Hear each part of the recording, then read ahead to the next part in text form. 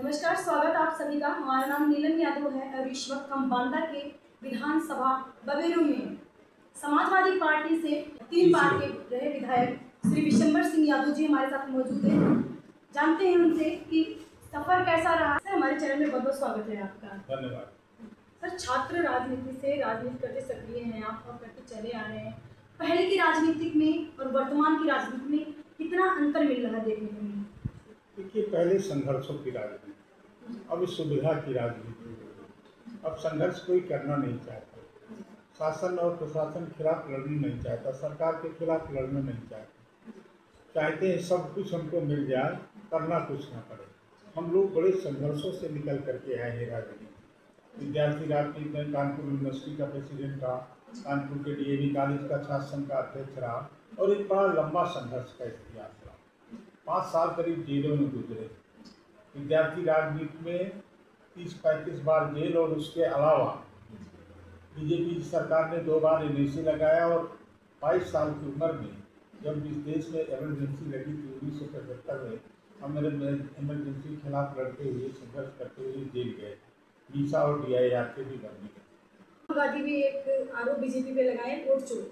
राहुल गांधी के इस बयान से आप कितना सहमत हैं? निश्चित रूप से वोट चोरी के माध्यम से ही बीजेपी सरकार में आई। बहुत बड़ा वोटों का गड़बड़ डाला है, बहुत गड़बड़ किया वोटों को। बीजेपी को किसी से बात करिए, कह रहा बीजेपी को हमने वोट ही नहीं दी और फिर कैसे सत्ता पे आ गई। तो बहुत वोट चोरी से चुनाव आयोग और ये दोनों मिले हुए हैं और चुनाव आयोग उनकी मदद करता है वोट चोरी। किसानों के लिए लड़ रहे थे आप 2017 से 22 तक। आपके 6 मुकदमे हुए, हालांकि आप खुद ही एक अधिवक्ता हैं। कभी मनोबल आपका गिरा नहीं? ये सारी जिंदगी हमारी संघर्षों की जिंदगी है। सारी जिंदगी हम लड़ते ही रहे, चाहे विद्यार्थी राजनीति का युग रहा हो, चाहे नौजवानों के सवालों को लेकर के। 5 साल जेलों में गुजरे, करीब 45-46 मुकदमे चले। तो हमको ये 5-6 मुकदमे अभी विधायक जी के वक्त लगे, तो ये कोई बड़ी बात नहीं है। तो संघर्ष का करते रहे, मुकदमे तो लगेगी, शासन लगाए रहे मुकदमा। और ये सरकार संघर्ष तो चाहती नहीं कि कोई संघर्ष करे, कोई उसके खिलाफ इतनी ज़्यादा बांध दिया है बंधनों में इन्हें, लेकिन फिर भी उससे हम लोग घबराते नहीं, लड़ने के लिए तैयार रहते हैं। नौजवानों के सवालों के लिए, विद्यार्थियों के सवालों के लिए, किसानों के सवालों को लेकर के हमेशा लड़ते रहे, संघर्ष करते रहे। अन्य जनपदों को देखा जाए तो वहीं पे बांदा और बवेरू क्षेत्र जो काफी पिछड़ा माना जा रहा है। बवेरू के लिए आप सदन में किन किन मांगों को उठाते हैं? देखिए, बवेरू भी नहीं, पूरा का पूरा बुंदेलखंड पिछड़ा हुआ आदिकाल से। जब मर्यादा पुरुषोत्तम भगवान राम यहाँ आए थे, चित्रकूट में शरण लिया, 12 साल तक चित्रकूट में रहे। 14 साल का वनवास था, 2 साल उन्होंने अन्य लिया। तो जब मर्यादा पुरुषोत्तम भगवान राम चित्रकूट में आए और चित्रकूट में रहने के लिए इजाज़त मांगी मधुरंजन स्वामी से, तो कहा 2 चीज़ का सुख नहीं है, मुक्ता और जीवा का, और बाकी क्या है जहाँ विचरण करो। यहाँ के लोग वनवासी और आदिवासी और यहाँ के लोग जो यहाँ निवास करते थे बुंदेलखंड में, वो लोग मिल करके गए रामचंद्र जी के पास अपना भाव प्रदर्शित करने की हम आपकी सेवा करने के लिए तैयार हैं। तो इस चौपाई के माध्यम से तुलसीदास जी ने बहुत अच्छा वर्णन किया है कि नाथ हमारी यह सौकारी वासन वसन न चेले चुराई। कि नाथ हमारी से यही बहुत बड़ी सेवा है, इतने गरीब हैं, इतने दरिद्र हैं कि आपके वासन और वसन जो आपके कपड़े हैं और बर्तन हैं उन्हें ना हम चुरा लें, यही हमारी बड़ी सेवा।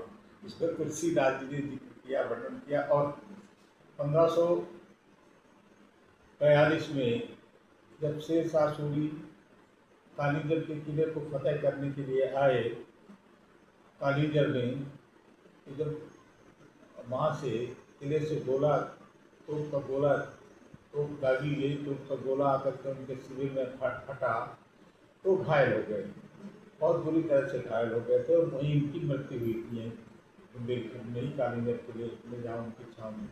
तब उनके सेनापति ने कहा था कि मुट्ठी भर बाजरे के लिए देश के शानदार बादशाह की जान जाए। मतलब ये दशा थी शेरशाह सूरी के समय में और मर्यादा पुरुषोत्तम भगवान राम के समय में ये स्थिति बुंदेलखंड की। बुंदेलखंड अकाल दुर्भिक्ष अतिवृक्षा सूखा अतिवृष्ट सूखा इनसे हमेशा ग्रसित रहा, इसलिए पूरे प्रदेश में पिछड़ा हुआ। नेताजी के समय से विधायक बनते चले आ रहे हैं, कोई महत्वपूर्ण मांगे आपके हो जो अखिलेश यादव जी ने उस पर फैसला देखिए, अखिलेश यादव जी ने जब सरकार की 2012 से 17 तक, तो यहाँ मैंने 3 गवर्नमेंट के इंटर कॉलेज स्थापित करवाए।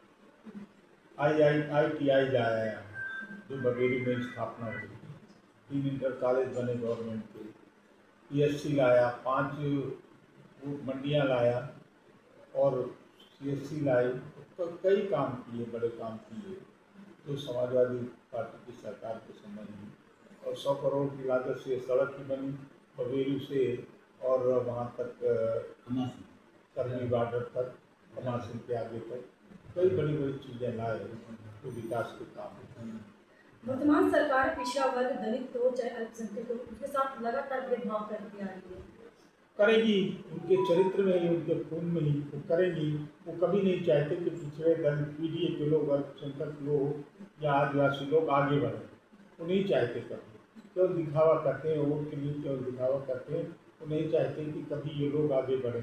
इसीलिए इनकी साजिश है। जो संविधान बाबा साहब ने रचना की, जिसे बनाया और लागू हुआ इस देश में, उस संविधान को ही खत्म कर देना चाहते हैं। संविधान से ही इस मुल्क के पिछड़े दलित लोगों को, गरीब लोगों को, अल्पसंख्यक लोगों को और जो आदिवासी लोग हैं, उनको जो सम्मान अधिकार मिला, पढ़ने का अधिकार मिला, हक मिला, तमाम सम्मान मिला, उस सम्मान को नहीं बर्दाश्त कर पा रहे हैं। इसलिए संविधान को ही खत्म करना चाहते हैं। तो दलित विरोधी हैं, पिछड़ा विरोधी हैं और आदिवासी विरोधी लोग हैं। जनता से क्या संदेश देना चाहेंगे पीढ़ी की जीत के लिए? गरीब लोग जो भ्रम में पड़े, जिनको बहका रखा गया, अंधविश्वास और पाखंड में फंसा रखा, और अंधविश्वास पाखंड से ऊपर उठें, निकलें और PDA को भारी बहुमत से जिताएं। PDA की सरकार बनाएं जो वास्तविक रूप से उनकी समस्याओं का खात्मा कर सकती है और उनको बेहतर जीवन दे सकती है, बेहतर सुविधाएं दे सकती है। तो ये बवेरू के वर्तमान विधायक विशंबर सिंह यादव जी थे, जो लगातार अपने जनता के बीच रहते हैं, उनके सुख दुख में हमेशा खड़े रहते हैं, जनता के बीच जाते हैं और हर बार जब भी यहाँ पे मौजूद रहते हैं, दरबार लगाते हैं, सबकी समस्याएं सुनते हैं। देखते रहिए INA न्यूज़, नीलम यादव के साथ। नमस्कार।